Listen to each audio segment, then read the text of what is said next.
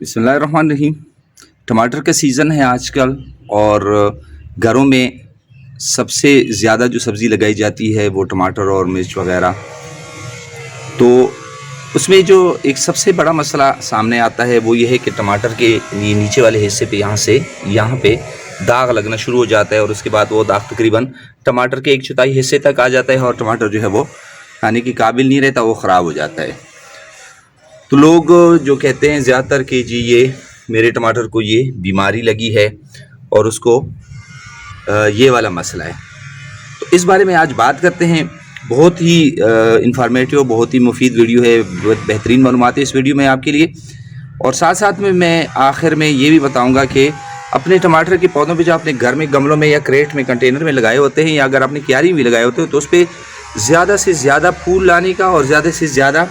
Fruit लाने का क्या तरीक़ेकार है, उसके लिए आप क्या करेंगे ताकि उस पर बेहतरीन टमाटर आए।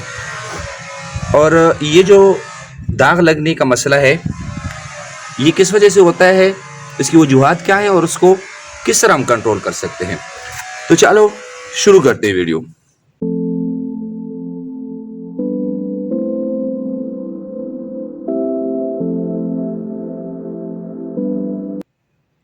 प्यारे दोस्तों, ये जो दाग लगने की बीमारी है ये असल में बीमारी नहीं है, इसको हम डिजीज़ नहीं कह सकते, ये कोई बीमारी नहीं है, इसको हम फिजियोलॉजिकल डिसऑर्डर कहते हैं। फिजियोलॉजिकल डिसऑर्डर ये है कि जैसे इंसान के बदन में किसी चीज़ की कमी हो जाती है, फिर आपकी मसल या दर्द करना शुरू हो जाते हैं, आपकी हड्डियां दर्द करना शुरू हो जाती हैं, तो आपके बदन में किसी चीज़ की कमी आ जाती है। तो इसी तरह फिजियोलॉजिकल डिसऑर्डर जो है ये असल में टमाटर के पौधे में कमी हो जाती है एक न्यूट्रिएंट की, जिसकी वजह से ये जो टमाटर पे दाग लगने का मसला होता है ये शुरू हो जाता है। अब उस जो मसला है जो दाग लगने का, इसको कहते क्या है, इसको हम कहते हैं blossom end rot. Blossom end rot ये होता है कि जहाँ से इसकी ब्लॉसम मतलब जहाँ से टमाटर निकलना शुरू होता है इस साइड से, तो यहाँ ही से इसका आगाज़ होता है और फिर तकरीबन आधे तक ये दाग जो है चला जाता है, तकरीबन ब्लैक और ब्राउन स्पॉट होता है, बड़ा होता जाता है और टमाटर जो है मुकम्मल ख़राब हो जाता है। तो इसको हम ब्लॉसम एंड रॉट कहते हैं। अच्छा, अब ब्लॉसम एंड रॉट जो है उसकी वजूहात क्या है। सबसे जो मेन वजह है उसकी है वो है पौधे में कैल्शियम की कमी, या आपके मट्टी में जो है वो कैल्शियम की कमी है। जब कैल्शियम की कमी पौधे में हो जाती है तो फ्रूट जो है या फल जो है वो इस यहाँ से उस पर दाग बनना शुरू हो जाता है। अब कैल्शियम की कमी जो है वो कैसे आ जाती है और क्यों आ जाती है, तो उसकी जो मेन वजूहात हैं वो मैं आपके साथ शेयर करना चाहता हूँ। और उसको ख़त्म करना, उसको कंट्रोल करना बिल्कुल आपके हाथ में, आप आसानी के साथ कर सकते हैं। अच्छा, सबसे पहले जो है वो तो ये है कि हमारी जो मिट्टी है इसमें कैल्शियम की कमी हो। चूँकि गमला होता है या कंटेनर होता है इस तरह के, तो वो जो गमले कंटेनर होते हैं उसमें मिट्टी की तादाद जो है वो महदूद होती है और उसमें जो खुराकी अज्जा जो होते हैं, कैल्शियम हो गए, फास्फोरस वगैरह वगैरह मुख्तलिफ चीज़ें जो हैं उनमें कमी आती जाती है। तो कैल्शियम की भी कमी आ जाती है और जब कैल्शियम की कमी आ जाती है तो फिर जो है ये फ्रूट का ये जो इस तरह का मसला है ये शुरू हो जाता है। अच्छा, अब कैल्शियम की कमी जो है वो किस तरह आ सकती है। एक जो सबसे मेन वजह है वो ये है कि जब हम गमले या कंटेनर में टमाटर को लगाते हैं तो वो उसमें मिट्टी थोड़ी सी होती है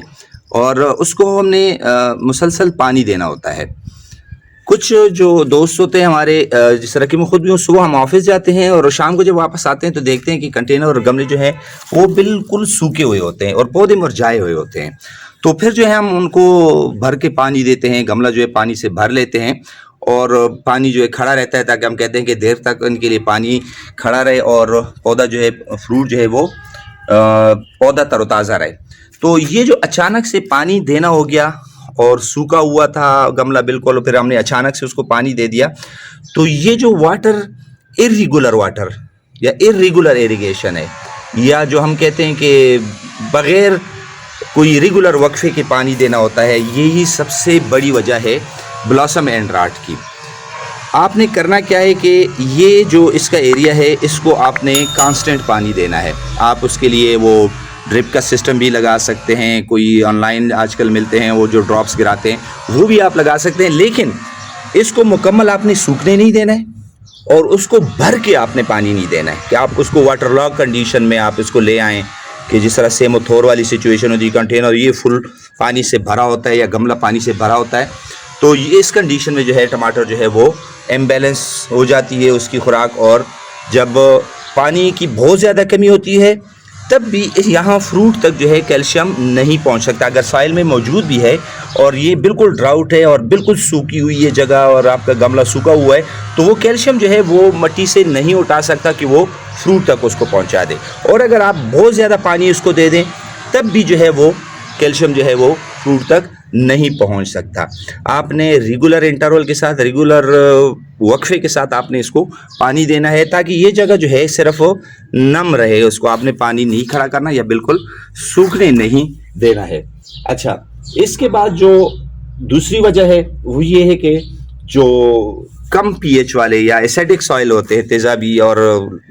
जो कुछ मिट्टी होती है जो लो पीएच के होते हैं, क्योंकि टमाटर जो है वो 6 से लेके 7 तक पीएच जो है तो वो उसमें बेहतरीन उगते हैं। लेकिन अगर जो कम पीएच वाले हैं उसमें कैल्शियम अगर मौजूद हो तो पौधा उठा नहीं सकता, जिसकी वजह से मिट्टी में या पौधे में कैल्शियम की जो है वो कमी आ जाती है। अच्छा, उसके बाद जो एक मेन चीज़ हम देखते हैं, हम कहते हैं कि जी पौधे को यूरिया दे दें या नाइट्रोजन, यूरिया में नाइट्रोजन होता है, तो हम कहते हैं पौधे की जो यूरिया दे दे तो आपका पौधा बेहतरीन होगा, उसके टमाटर, उसके फ्रूट साइज जो है वो बेहतरीन होंगे। अगर तो आपने अपने टमाटर के पौधों को इस स्टेज पे ज़्यादा नाइट्रोजन वाले खादें दिए हैं, जब आप फ्लावरिंग पे हो या बिल्कुल इनिशियल जो छोटे टमाटर बन रहे हों, इनिशियल स्टेज पे हों, बिल्कुल शुरू के स्टेज पे हों इस तरह के, और आपने जो है ज़्यादा नाइट्रोजन वाली खादें दी हैं, यूरिया वगैरह या इस तरह और खादें, तो फिर ये जो पौधा है इसकी जो ग्रोथ है वो बढ़ना शुरू हो जाएगी। पौधा लश ग्रीन होगा, नई ब्रांचें निकालेगा और तेज़ी के साथ बढ़ेगा। जो जितने वो तेज़ी के साथ फिर बढ़ेगा उतनी ज़्यादा उसकी डिमांड होगी कैल्शियम की,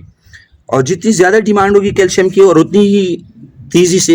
पौधा जो है वो कैल्शियम की जो कमी है वो पूरी नहीं कर सकेगा और पौधे में कैल्शियम की कमी आना शुरू हो जाती है और ये बीमारी जो है या ये ब्लॉसम एंड रॉट जो है ये टमाटर को, फ्रूट को जो है वो लग जाता है। तो आपने फ्रूट बनने के टाइम पे इनिशियली या इस तरह के टाइम पे आपने इसको ज़्यादा नाइट्रोजन वाली खादें जो है नहीं देनी है, आपने इस चीज़ का ख़ास ख्याल रखना है। अच्छा, लास्ट में जो है वो है कि जिस तरह के हमने क्यारियों में या खेत में टमाटर लगाए होते हैं तो हम उसकी गोडी करते हैं। अगर तो हमने गोडी इस तरह की है कि बिल्कुल पौधे के जड़ के करीब यहाँ पे हमने गोडी की है, जिसकी वजह से उसके जो जड़ें हैं वो डैमेज हो जाती हैं, वो उसको नुकसान पहुँच जाता है जड़ों को। तो जड़ों को जब नुकसान पहुँच जाता है तो उसकी वजह से भी फिर ये ब्लॉसम एंड रॉट या दाग लगने की बीमारी जो है वो शुरू हो जाती है, क्योंकि जड़ें डिस्टर्ब हो जाती हैं, जड़ें ज़ख्मी हो जाती हैं और वो ज़मीन से खुराक उठाने में उनको मसला पेश आ जाता है, कैल्शियम की कमी आ जाती है पौधे में और ये मसला जो है वो शुरू हो जाता है। अच्छा, अब इसको हमने कंट्रोल किस तरह करना है? कंट्रोल हमने इस तरह करना है कि एक तो हमने जो उसको टमाटर को दाग लग जाता है उसको आपने फौरी तौर पर पौधे से हटा देना है, काट के उसको फेंक देना है या ज़मीन में दबा देना है, ताकि और वो जो है पौधा जो है वो नई फ्रूट जो है वो निकाले, फ्रेश फ्रूट जो है वो करे, निकाले। अच्छा, उसके बाद पानी की जो मिकदार है वो जो मैंने बताया, जैसा कि पानी आपने रेगुलर इंटरवल से देनी है, कभी पौधे को या गमले को बिल्कुल खुश्क नहीं होने देना है या बहुत ज़्यादा पानी आपने नहीं देना है, बल्कि एक बराबर मिकदार में और बराबर वक्फे के साथ आपने उसको पानी देना है ताकि इसकी सतह जो है वो नम रहे, ना बिल्कुल खुश्क रहे, ना बहुत ज़्यादा पानी उसको मिले। अच्छा, तीसरा जो है कैल्शियम जो है वो आपने अप्लाई करनी है। अगर तो आपका मिट्टी जो है वो लो पीएच वाली है, कम पीएच वाली है, तो आपने कैल्शियम जो है इसको देनी है। कैल्शियम जो है वो हम